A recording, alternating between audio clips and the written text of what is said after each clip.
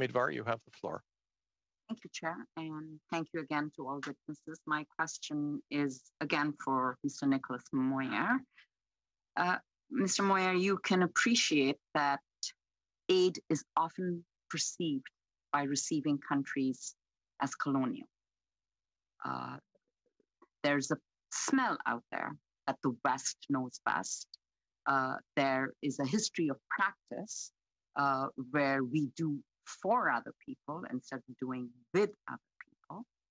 I wonder if you can comment on your membership's journey from generosity on the one hand to empowerment on the other. How has this shifted, or has it shifted, your values, protocols, and service models? Oh, what a large question. Thank you very much, Senator. I mean, our sector is imbued of deep principles of solidarity, of collaboration. We also, however, have inherited a legacy of colonial practice, and it continues to be embedded in the structures that we have today in terms of North-South relations. And it really does come down to access to resources, power, and influence.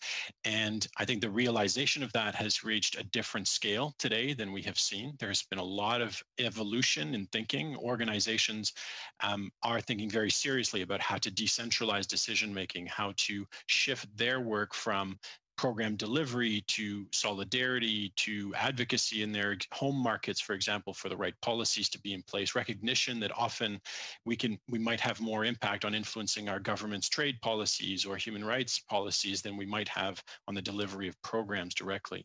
I think these are existential questions for our sector.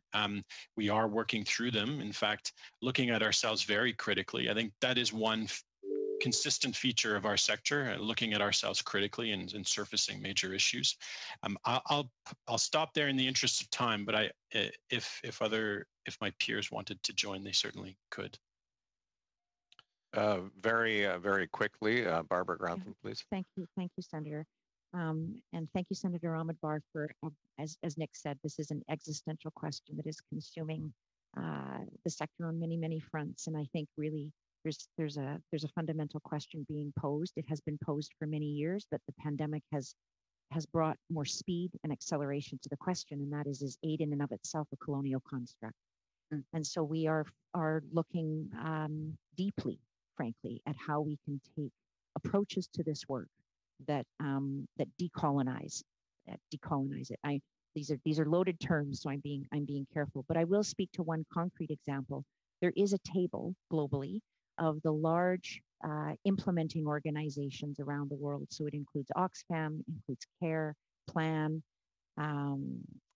IRC, Mercy Corps. It's about 10 organizations that are in active conversation with a number of the civil society organizations from the Global South who are really driving this conversation from the Global South. It is an uncomfortable conversation. But hopefully out of uncomfortable conversations comes social justice.